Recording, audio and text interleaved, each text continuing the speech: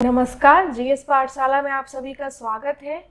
आज जो हम देखने वाले हैं वह क्या कि नवंबर के करंट अफेयर्स को हम देखेंगे, ठीक है। और आपको बता दें यह वीडियो जो है रिकॉर्डेड फॉर्म में है। तबीयत खराब होने की वजह से ये वीडियो आपको लाइव नहीं मिलेगा, तो आप रिकॉर्डेड भी देख सकते हैं। आज जैसा कि आप सामने देख रहे हैं, आपके स्क्रीन के सामने दिख रहा होगा कि आज का जो करंट अफेयर्स है वह नवंबर का है और ये पहला पार्ट है इसका। और आपको बता दें कि हिंदी और इंग्लिश दोनों में ही यह करंट अफेयर्स आपको मिल जाएंगे। इसकी पीडीएफ आपको हमारे टेलीग्राम से मिल जाएगी, जो कि है जीएस पाठशाला, आप वहां से देख सकते हैं। और आपको बता दें कि अगर आपने अभी तक जनवरी से लेकर अक्टूबर मंथ के करंट अफेयर्स को नहीं देखा है, जिसे हम ऑलरेडी अपलोड कर चुके हैं, उसे भी जाकर आप हमारे चैनल पर देख सकते हैं, ठीक है। तो चलिए आज हम इस करंट अफेयर्स जो हमारा नवंबर मंथ का करंट अफेयर्स, तो चलिए देख लेते हैं। सबसे पहले आज के हम पहले क्वेश्चन को, पहला क्वेश्चन है कि केशु भाई पटेल जी का निधन हो गया, वे किस राज्य के सीएम रह चुके थे, ठीक है। आपका प्रश्न है कि केशु भाई Patel passed away, he was the CM of which state. आपके सामने कुछ 4 स्टेट्स के नाम है, हमें बताना है कि ये जो व्यक्ति केशु भाई पटेल है जिनका हाल ही में निधन हुआ, वह किस राज्य के सीएम रह चुके हैं। आपको बता दें इसका उत्तर जो है गुजरात, यानी गुजरात के यह सीएम पूर्व सीएम रह चुके हैं जिनका निधन हो गया है अभी हाल ही में। इन्होंने 1995 से लेकर जो है शुरुआत की थी, ठीक है। और उन्होंने 1998 जो है और 2001 में कुछ महीनों के लिए मुख्यमंत्री रहे। यानी अगर हम बात करें 1995 से लेकर 1998 तक जो है वह गुजरात के सीएम रहे, ठीक है। और 2001 में भी कुछ बोल सकते हैं कुछ मंथ के लिए जो है ये सीएम रहे हैं, ठीक है। अब बात करते हैं इसके अलावा यह गुजरात का जो विधानसभा सदन है, इसमें यह 6 बार सदस्य रह चुके हैं। यह भारतीय जनता पार्टी का हिस्सा थे, कब 2012 तक, ठीक है। टिल 2012 तक he was a member of BJP party, ठीक है। और यह क्या है, गुजरात के फॉर्मर जो हैं सीएम रह चुके हैं। और आप सभी को पता है गुजरात की राजधानी गांधीनगर है। तो चलिए इस प्रश्न में इतना ही। और अब हम देख लेते हैं उनकी एक तस्वीर कि वे जो थे वे कौन थे। आपके सामने यह तस्वीर दिख रही है, यही जो गुजरात के पूर्व मुख्यमंत्री केशु भाई जो जिनका निधन हो गया है। चलिए हम नेक्स्ट प्रश्न की ओर बढ़ते हैं। और यह अगला प्रश्न हमारा बहुत ही बोल सकते हैं अच्छा भी है और बहुत ही महत्वपूर्ण प्रश्न है। इसे हमें जानना ज़रूरी है क्योंकि यह हमारे बोल सकते हैं इन्वायरमेंट से रिलेटेड है, यूनेस्को से रिलेटेड है, तो हमें इसे जानना बेहद ही ज़रूरी है। प्रश्न हमारा है कि भारत को कितने नए यूनेस्को बायोस्फीयर रिजर्व मिले हैं, ठीक है। इसमें पूछा जा रहा है कि यूनेस्को, इसके बारे में भी हम आगे देखेंगे, इसकी फुल फॉर्म देखेंगे कि यह क्या करता है, जो ऑर्गेनाइजेशन है, आखिर इसका पर्पस क्या है, क्यों इसे बनाया गया है। तो सबसे पहले ये जो प्रश्न है उसका उत्तर देख लेते हैं। बात है यहाँ बोला जा रहा है कि भारत को कितने नए बायोस्फीयर रिजर्व जो है इंडिया में मिले हैं। तो कुछ आपके ऑप्शंस है 2, 3, 6, 5। आपको बता दें 3 जो है यूनेस्को बायोस्फीयर जो है रिजर्व मिले हैं, ठीक है। अब आगे चलते हैं। अब ये जो लाइन है इससे आप कंफ्यूज ना हो। इसका मतलब क्या होगा कि यूनेस्को ने अपने जो रजिस्टर होता है, यानी बोल सकते हैं बोलचाल की भाषा में, इसने रजिस्टर कर लिया है, एक टैग दे दिया है हमारे भारत में जो बायोस्फीयर है उसे। इसका मतलब बस इतना ही आप समझिए। कितने हैं? 3 हैं, ठीक है। अब हम बात करते हैं कि भाई ये 3 कौन कौन से हैं। तो आपके सामने कुछ पॉइंट्स दिख रहे हैं, चलिए हम इसे भी देख लेते हैं कि यह 3 कौन कौन से हैं। भारत और मालदीव को 3 नए यूनेस्को बायोस्फीयर रिजर्व मिले हैं। याद है आपको, हमने यूनेस्को की बार बार बात की है। Full form United Nation Educational Scientific and Cultural Organisation है। मतलब इसमें साइंस से रिलेटेड हो, एजुकेशन से रिलेटेड हो, और फिर कोई भी इस तरह की कल्चरल चीज़ें हैं वे क्या करती है, इसके द्वारा मान्यता देती है। ठीक है, और इसकी मान्यता मिलना अपने आप में भी एक उपलब्धि है। और भारत और मालदीव को 3 नए यूनेस्को बायो रिजर्व मिले हैं, याद रखिएगा। कब हुआ है ये? 29 अक्टूबर 2020 को। अब बात करते हैं यह रिजर्व जो है कहाँ कहाँ पर है। आपको बता दें, भारत में पन्ना biosphere reserve Madhya Pradesh, फुमल्ला biosphere reserve Maldives में शामिल है। ठीक है, उसके तहत जो है यह मिले। और आपको एक और जो मालदीव में रिजर्व है, ठीक है, देखिए यहाँ पर आप देख सकते हैं, अड्डू अटोल बायोस्फीयर रिजर्व जो मालदीव में है उसे शामिल किया गया है। तो कुल मिलाकर हम इतना जान सकते हैं कि एक भारत से और 2 जो है वह मालदीव के बायोस्फीयर रिजर्व हैं। ठीक है, चलिए आगे हम चलते हैं। चलिए प्रश्न आपके सामने से पूछा जा रहा है कि SCO मंत्रियों की विदेश अर्थव्यवस्था की 19वीं जो बैठक थी इस बार किस देश ने की। ठीक है, हमें बताना है कि किस देश ने इस बार जो है इस मीटिंग को ऑर्गेनाइज करवाया। ठीक है, आप याद रखिएगा। सबसे पहले तो हम बात कर लेते हैं यह SCO जो आपके सामने दिख रहा है ये क्या है। आपको बता दें यह शंघाई कोऑपरेशन ऑर्गेनाइजेशन है। इसके सेक्रेटरी जनरल कौन है? व्लादिमीर नोरोव है जो इसके महासचिव हैं। ठीक है, इसके अलावा अगर आपको बात करें तो ये इंडिया ने इसकी मेज़बानी की है। इस बार जो हुआ है 19वीं बैठक है जो कि इंडिया ने इसकी मेज़बानी की है। अब बात करते हैं इसके अलावा जो है इसमें चाइना, कजाकिस्तान, पाकिस्तान, रसिया, तजाकिस्तान और उज्बेकिस्तान जो है इसके मंत्रियों ने भी इसमें भाग लिया है। चलिए इसे हम पतला कर लेते हैं। इसके मंत्रियों ने भी इसमें क्या किया है? पार्टिसिपेट किया है। लेकिन ऑर्गेनाइज किसने कराया? तो इंडिया ने कराया। इसे होस्ट किसके द्वारा किया गया? भारत के जो केंद्रीय वाणिज्य मंत्री, उद्योग मंत्री हैं पीयूष गोयल जी की अध्यक्षता में इसे ऑर्गेनाइज कराया गया। याद रखिएगा, शंघाई कोऑपरेशन ऑर्गेनाइजेशन इसका पूरा नाम है। तो चलिए आगे हम चलते हैं, इस प्रश्न से आगे बढ़ते हैं। अगला हमारा प्रश्न कुछ इस प्रकार से है कि आपके सामने प्रश्न दिख रहा होगा। प्रश्न है भाई कि फेनी ब्रिज जो बनाया गया है वह किस देश से भारत को जोड़ रहा है। ठीक है, फेनी नाम का एक ब्रिज बना जो कि भारत को किस अदर कंट्री से जोड़ रहा है। आपके सामने कुछ ऑप्शंस हैं।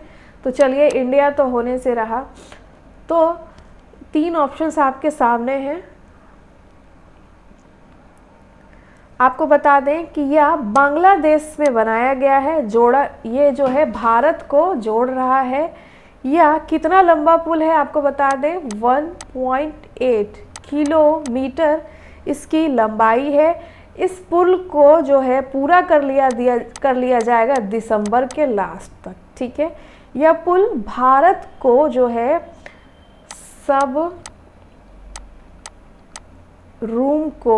भारत का जो सब रूम है उसे बांग्लादेश के रामगढ़ से जाकर क्या करेगा? कनेक्ट कर देगा। ठीक है, कनेक्ट कर देगा। अब बात करते हैं इसका कॉस्ट क्या है। आपको बता दें इसका कॉस्ट जो है 19 करोड़ रुपए इसका पूरा कॉस्ट आया है, लागत आया है। और इससे क्या होगा कि कोलकाता बंदरगाह है, जो पोर्ट है कोलकाता का, क्या होगा वहाँ पर माल जो है उतारने में आसानी होगी, जल्दी पहुँचेगा सामान। इसलिए इस फेनी ब्रिज का निर्माण किया गया है। ये एक कनेक्टिंग ब्रिज बोल सकते हैं हम, जो कि बांग्लादेश और इंडिया के बीच बनाया गया है। चलिए आगे हम चलते हैं। अगला जो हमारा प्रश्न इस प्रकार से है कि मालाबार एक्सरसाइज, ठीक है, यह बहुत ही फेमस एक्सरसाइज है, कहाँ आयोजित किया गया था। हमें बताना है कि मालाबार एक्सरसाइज जो है वह कहाँ आयोजित किया गया था। सबसे पहले तो हम बात कर लेते हैं कहाँ आयोजित किया गया था। आपको बता दें कि ये बे ऑफ बंगाल जो है, बंगाल की खाड़ी, वहाँ पर 6 नवंबर को इसे आयोजित किया गया था। और इस बार इस आयोजन की खास बात ये थी कि इसमें इंडिया, जापान, अमेरिका और ऑस्ट्रेलिया जो है नया जुड़ा है। ठीक है, इस बार 4 जो है इनकी नौसेना ने अभ्यास में भाग लिया है। अभ्यास का जो फर्स्ट जो चरण है, दूसरा चरण जो है वह 17 नवंबर को हुआ, यानी कुल मिलाकर नवंबर में फर्स्ट सेकंड राउंड इसका किया गया है। और ये बे ऑफ बंगाल में से आयोजित किया गया है। यह मालाबार एक्सरसाइज है। यह चारों देशों की नौसेना के बीच आयोजित होने वाला एक रेगुलर एक्सरसाइज है जो कि हर साल आयोजित किया जाता है। चलिए नेक्स्ट हम प्रश्न पे चलते हैं। अगला जो हमारा प्रश्न इस प्रकार से है, ब्रह्मोस आपके सामने दिख रहा होगा, इससे रिलेटेड ही प्रश्न है। हमारा जो प्रश्न है कि ब्रह्मोस सुपरसोनिक क्रूज मिसाइल जो है किस देश ने इसका परीक्षण किया। ठीक है, हमें बताना है। और आई थिंक कि आप सभी को पता होगा कि ब्रह्मोस सुपरसोनिक जो मिसाइल है वह हमारे भारत की ही है। ठीक है, तो इसे इंडिया ने इसका बहुत ही अच्छे तरीके से परीक्षण किया और इसमें सक्सेसफुल हुए। अब बात करते हैं कि इसे जो है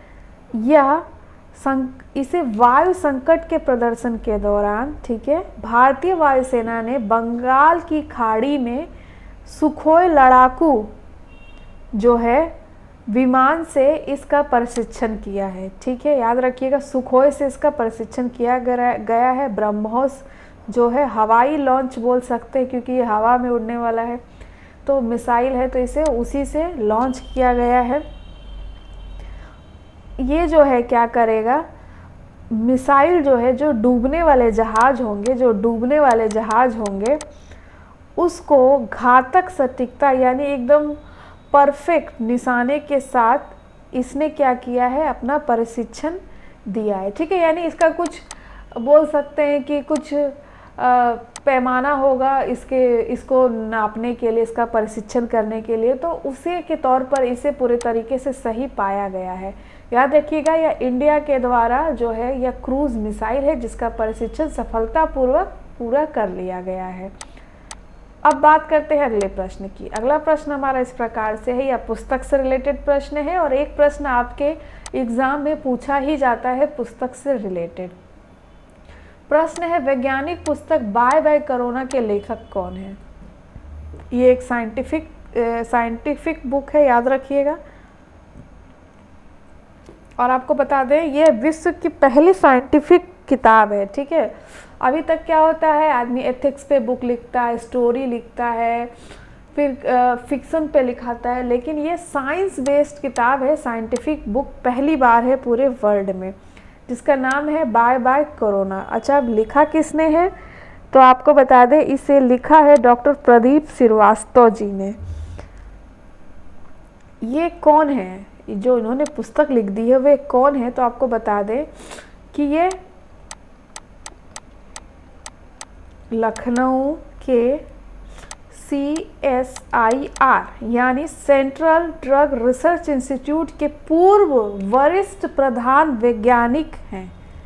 ठीक है, यहाँ पे ये पूर्व वरिष्ठ वैज्ञानिक है, यानी इनका बहुत ही बड़ा बोल सकते हैं कि औहदा है। उन्होंने इस पुस्तक को लिखा है।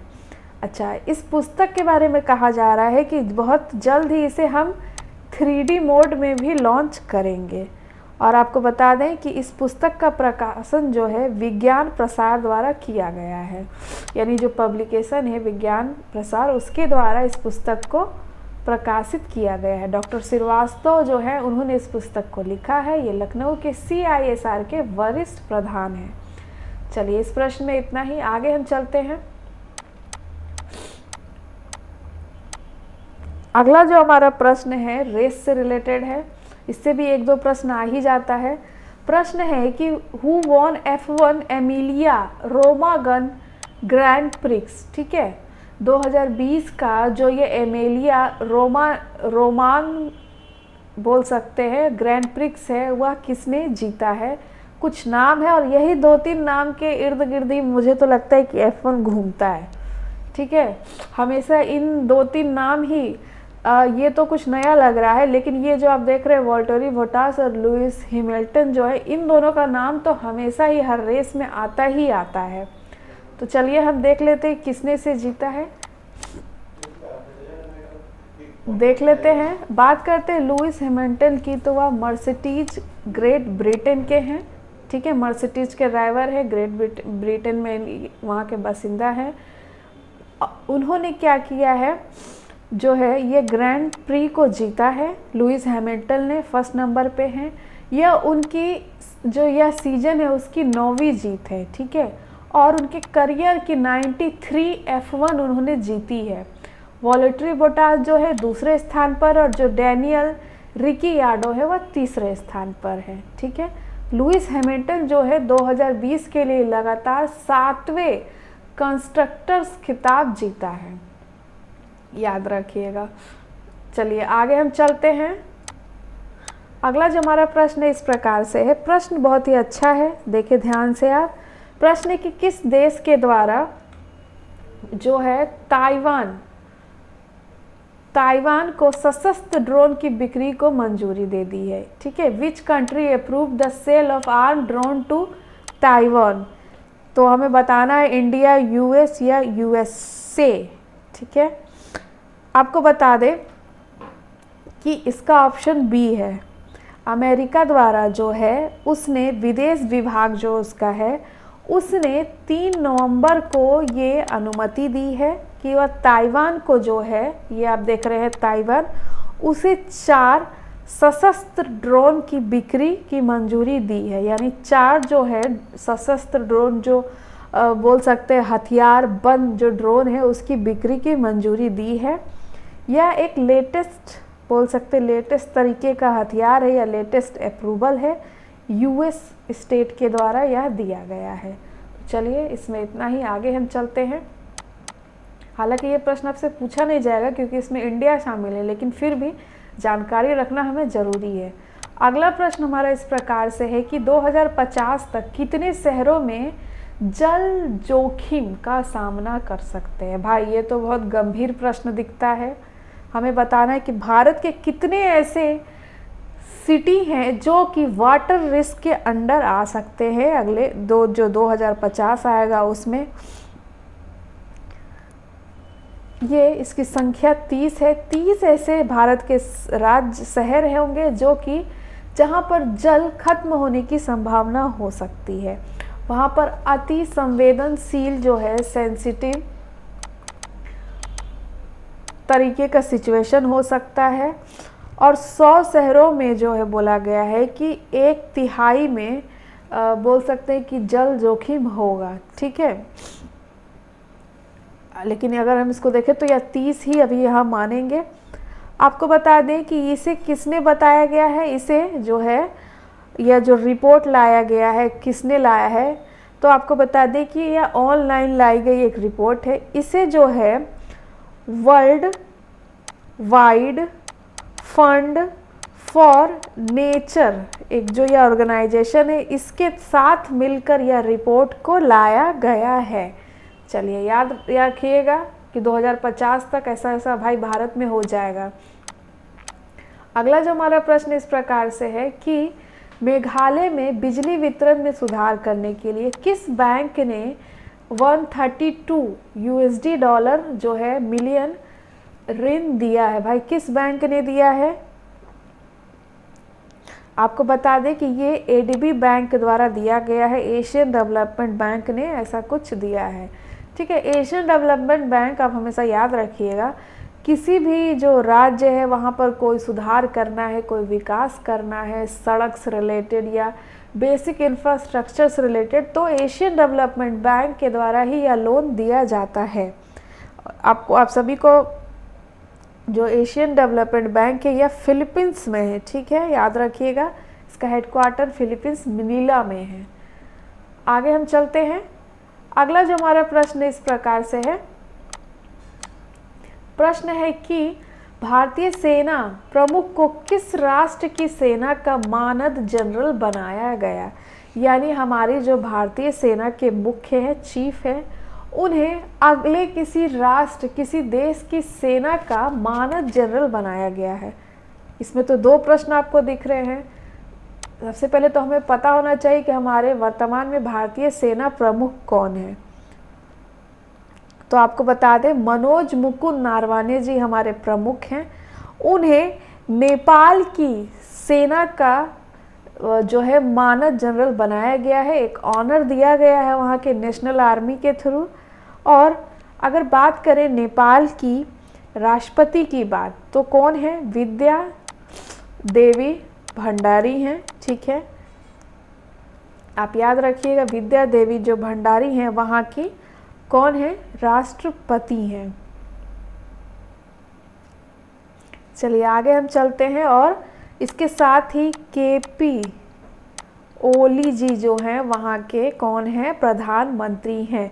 और ये सब किसकी हाजिरी में हुआ है? तो जो भारतीय राजदूत हैं विनय एम कांत्रा जो हैं, उनके सामने ही यह सारी चीज़ें हुई हैं। चलिए याद रखिएगा आप इस पॉइंट को, ये हो सकता है कि पूछा जाए।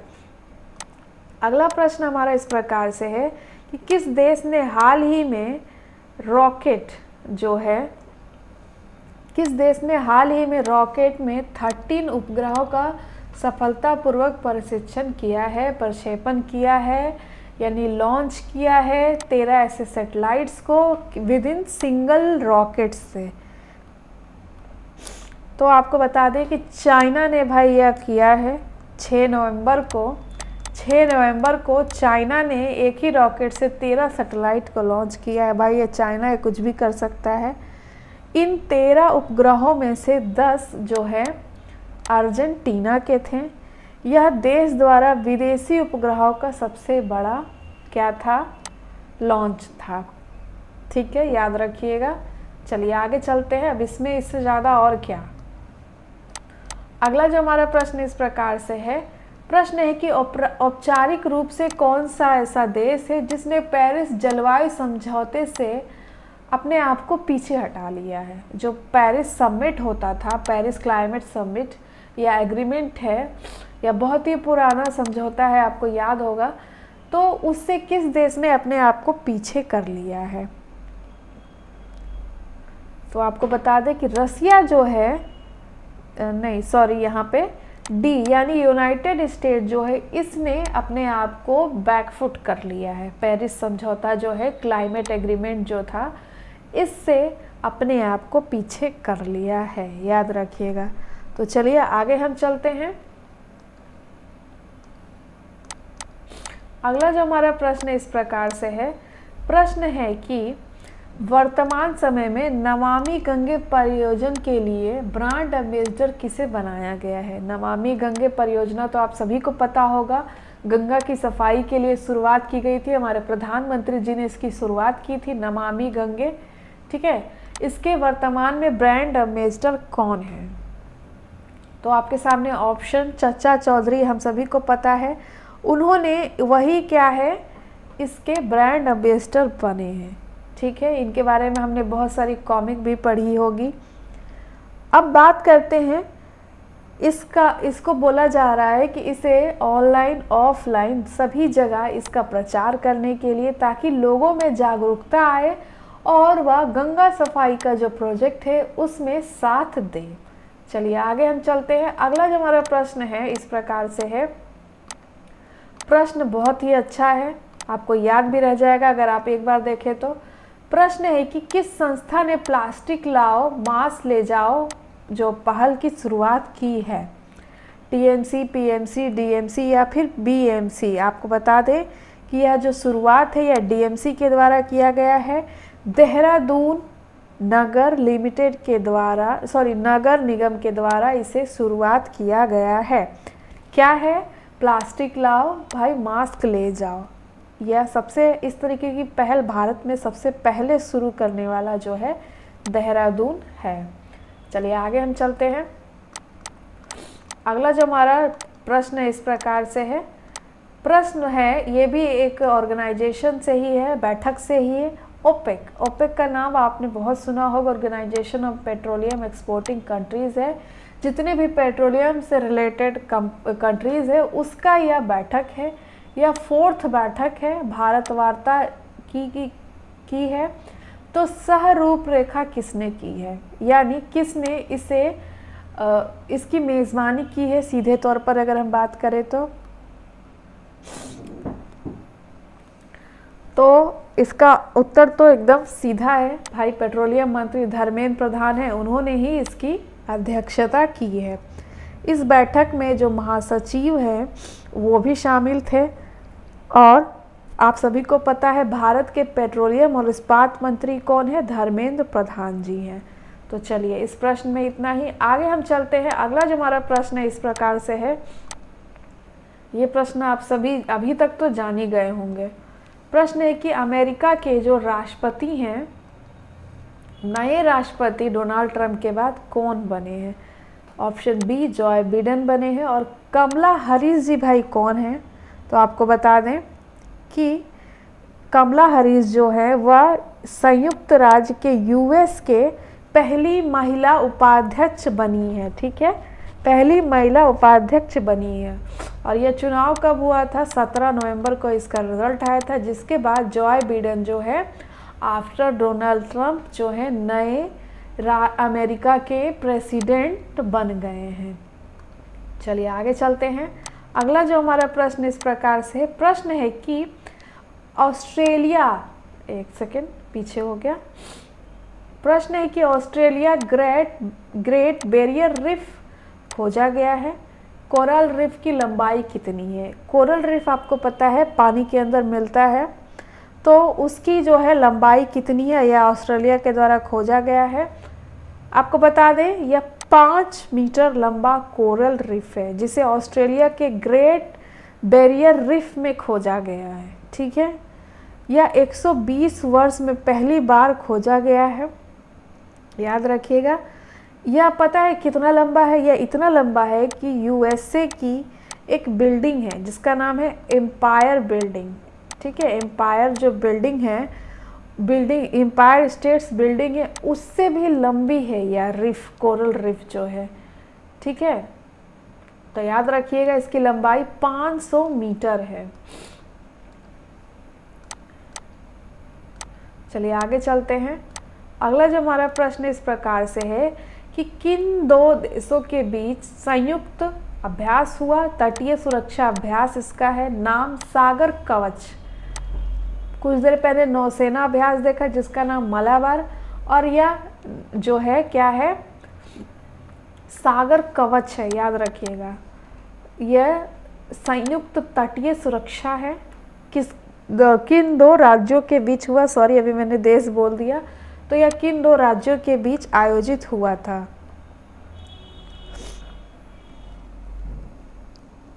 आपको बता दें यह उड़ीसा और वेस्ट बंगाल के बीच आयोजित हुआ था। इसमें बहुत सारे विभाग जो होते हैं उसमें उनके वहाँ जो मुख्य उन्होंने भाग लिया। इसमें भारतीय नौसेना हो गया या भारतीय तटरक्षक हो गया, उड़ीसा पुलिस हो गया, वहाँ के जो स्थानीय लोकल मछुआरे हैं, वन विभाग, बंदरगाह समुद्री विभाग सहित 10 अलग अलग सेक्टर से लोगों ने इसमें भाग लिया। तो चलिए आगे हम चलते हैं, इसलिए भी इसे संयुक्त कहा गया है। आगे हम देखते हैं। अगला जो हमारा प्रश्न है कि किस देश ने अपने इस्लामी कानूनों में बदलाव करेगा ऐसा घोषणा की है?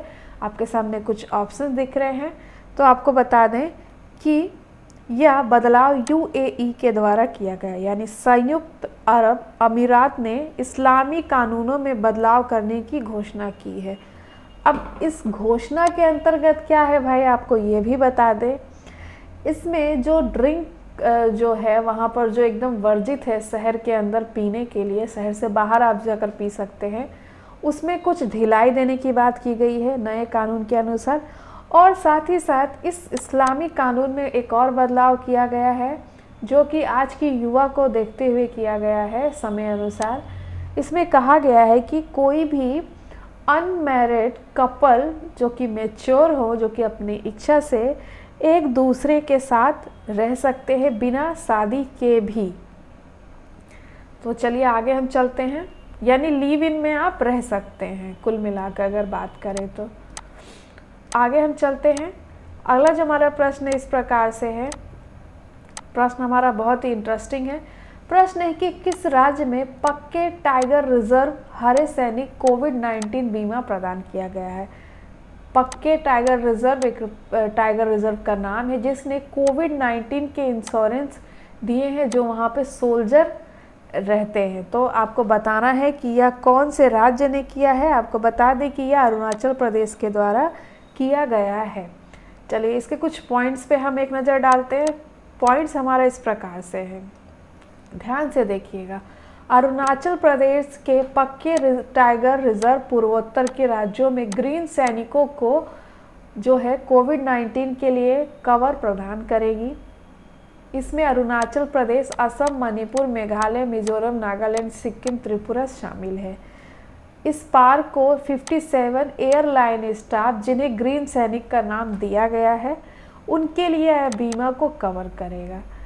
बोला गया है कि इस संक्रमण के कारण अगर कोई समस्या होती है तो उसके खिलाफ अगले 9 महीने के लिए क्या कर दिया गया है, बीमा कवर कर दिया गया। यानी ये 57 जो वहाँ पे स्टाफ है जिन्हें ग्रीन सैनिक बोला गया है, अगर इन 9 महीनों के अंतर्गत उन्हें इस संक्रमण के कारण कोई भी परेशानी होती है तो उसके लिए पूरा खर्चा जो है कौन बेयर करेगी, यह जो टाइगर रिजर्व है वे इसका खर्चा बेयर करेगी। तो यह बहुत ही अच्छी चीज़ है। तो चलिए आगे चलते हैं हम। इसमें अगर बात करें इस रिजर्व में तो उन्हें जो है 1 लाख रुपए का बीमा कवरेज प्रदान करेगा। जो जल्द ही सेवानिवृत्त होने वाले हैं यानी जो रिटायर होने वाले हैं उन्हें 50,000 रुपये तक का बीमा प्रदान किया जाएगा।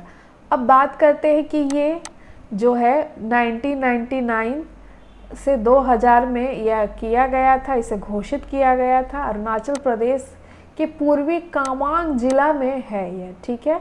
यह जो टाइगर रिजर्व है, पक्के टाइगर रिजर्व, वह इसका भुगतान जो है कौन करेगा, wild life trust of India के साथ मिलकर जो है यह जो ट्रस्ट है, एनजीओ है, वह इसका भुगतान करेगी।